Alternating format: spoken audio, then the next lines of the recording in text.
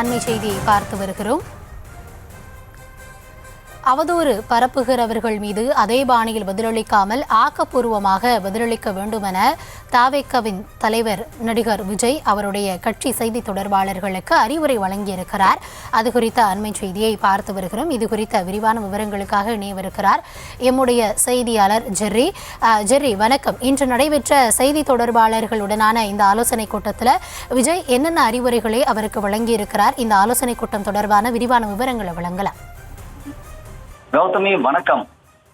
தமிழக வெற்றி கழகத்தினுடைய உறுப்பினர்கள் சேர்ப்பது தொடர்பாக கட்சியினுடைய உறுப்பினர்கள் தீவிரம் காட்டி வருகின்றனர். இதுவரை சுமார் 90 லட்சம் பேர் இணைந்துள்ளதாக தகவல் வெளியாகி இருக்கிறது.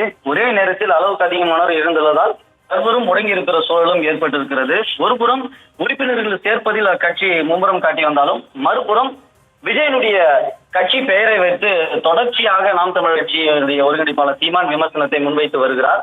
திராவிட பற்றி பேசும் விஜய் அக்கட்சிக்கு உலக வெற்றி கழகம் அல்லது அகில உலக வெற்றி கழகம் என பெயர் வைத்திருக்கலாம் என்று தொடர்ச்சியாக விமர்சனங்களை முன்வைத்திருக்கக்கூடிய சூழல்ல அக்கட்சியினுடைய பிரதிநிதிகளாக ஊடகங்களில் பேசும் பொழுது எவ்வாறு பேச வேண்டும், எப்படி பதிலளிக்க வேண்டும் என்று அக்கட்சியினுடைய செய்தி தொடர்பாளருடைய கூட்டத்துல அக்கட்சியினுடைய தலைவர் சார்பாக புத்தி ஆனந்த் அறிவுரைகளை வழங்கியிருக்கிறார்.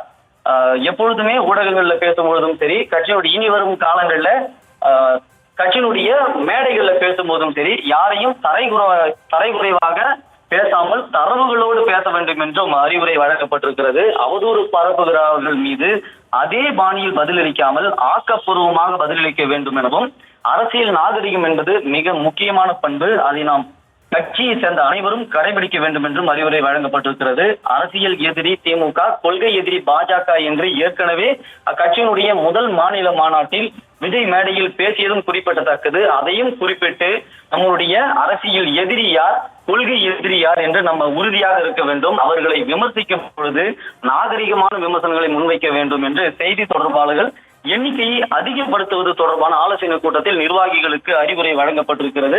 ஏற்கனவே கட்சியினுடைய அவசர ஆலோசனை கூட்டம் பனையூரில் நடைபெற்றது. அப்பொழுதும் கூட இதையேதான் அறிவுரைகளாக வழங்கப்பட்டது. இந்த கட்டுப்பாடை மீண்டும் அவர்களுக்கு நினைவூட்டும் விதமாக இந்த அறிவுரைகளை வழங்கப்பட்டிருக்கிறது. என்னதான் நம் கட்சி ஆரம்பிக்கும் பொழுது கடுமையான விமர்சனங்கள் வரவில்லை என்றாலும் கூட, கட்சியினுடைய முதல் மாநாட்டுக்கு பிறகு நம்முடைய கொள்கை என்ன, கோட்பாடு என்ன என்று அறிவித்த பிறகு கடுமையான விமர்சனங்கள் பல்வேறு திசைகளிலிருந்து வருகிறது. எனவே நாம் அவர்களை கவனத்தோடு கையாள வேண்டும். காரணம், நம்முடைய கட்சியையும் கொள்கையும் கடைநிலையில் இருக்கக்கூடிய மக்களுக்கு கொண்டு செல்வதுதான் நம்முடைய வேலையாக இருக்க வேண்டும். எனவே இந்த திசையில் நாம் விமர்சனம் அளிக்கும் வேகத்திலோ அல்லது அந்த கோபத்திலோ நம் தவறுதலாக வார்த்தைகளை பயன்படுத்தி நாம் அந்த நோக்கத்தை நம்ம திசை திருப்பி விடக்கூடாது. நம்மளுடைய நோக்கம் கட்சியை கடைக்கோடிக்கு கொண்டு செல்வதுதான் என்று அக்கட்சியினுடைய செய்தி தொடர்பாளர்களுடைய எண்ணிக்கையை அதிகப்படுத்துவது தொடர்பான ஆலோசனை கூட்டத்தில் ஆலோசனைகள் வழங்கப்பட்டிருக்கிறது.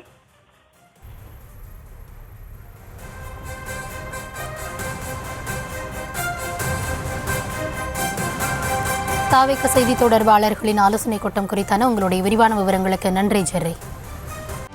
செய்திகளை உடனுக்குடனும் துல்லியமாகவும் தெரிந்து கொள்ள சப்ஸ்கிரைப் பண்ணுங்க.